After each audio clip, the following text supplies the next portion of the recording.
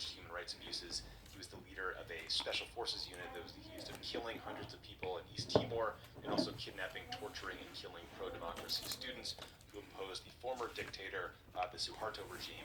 So he is also married to the Suharto family. He's considered part of the inner circle. Subianto chose the son of current president Yoko Widodo to be his vice president, even though this guy is only 36 years old, and the rules say you have to be 40. Somehow got around that one. Subianto also portrayed himself as a cuddly, cat-loving grandpa, which I guess appealed to the younger voters on TikTok. Half the population of Indonesia is under 40. So we don't have final election results yet because Indonesia is a country of 270 million people. It encompasses over 17,000 different islands, so elections are a massive logistical undertaking. But they do this thing called quick count data. They poll like a couple thousand polling locations, like exit polling, and it made clear that it's not going to be a runoff election in June. Then I saw Subianto held a press conference earlier this week while swimming laps in his pool, so that was a first. How are you feeling about this cuddly, human rights violating grandpa running Indonesia? Not great. Okay. And I think there are a Fine, couple might of say things that are depressing about it.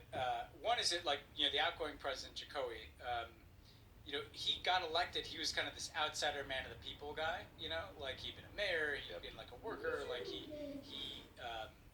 didn't come from one of these like dominant ruling cliques or the military.